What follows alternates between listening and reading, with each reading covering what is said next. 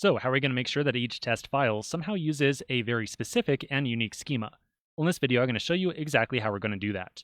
Now, just so you know, the steps I'm going to explain here are going to sound really complex and confusing, but it all boils down to just a couple of lines of code.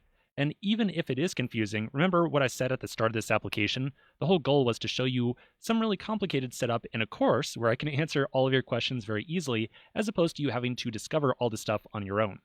So, how are we going to make sure that each test file connects to its own distinct and unique schema? All right, here we go.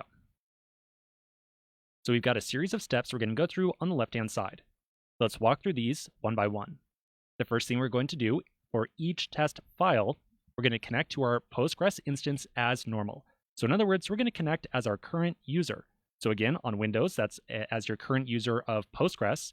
And on Mac OS, you're going to connect as your current username of probably whatever your username is on your machine. After that, we're then going to generate a random string of characters.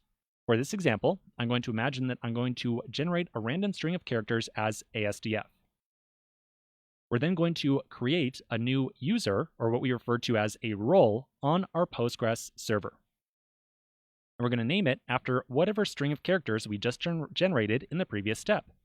So in this case, I would generate a new role of ASDF.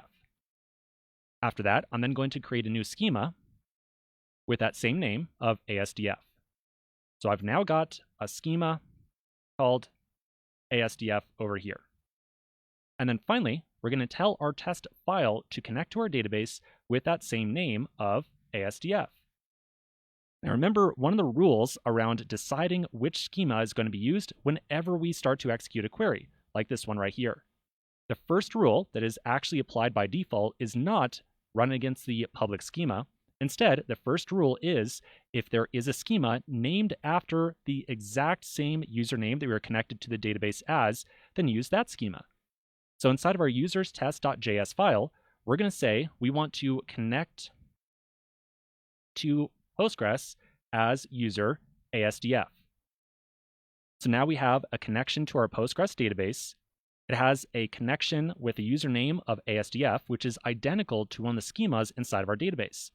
So whenever we write out a query like the one you see right here, and we do not specifically designate a schema to use, we're going to get that first default rule of checking to see if there's a schema named after the user we are connected as.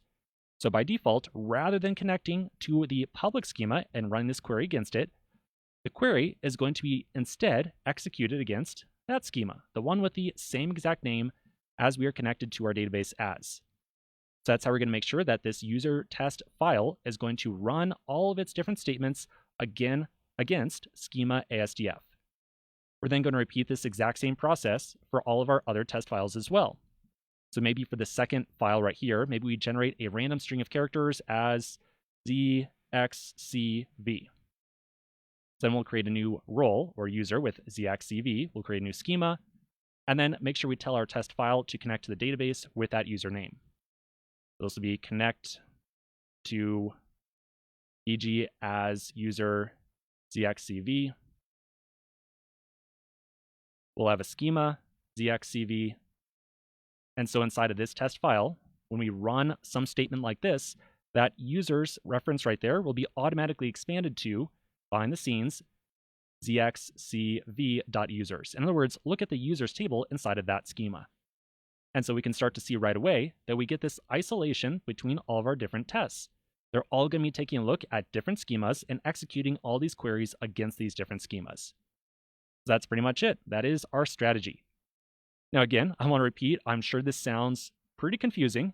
You might especially be confused by this idea of connecting to Postgres as a specific user, especially since we've been talking about having a users table.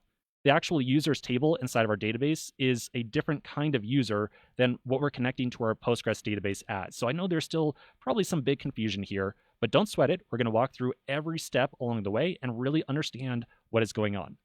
Okay, so let's take a pause right here and continue with this implementation in just a moment.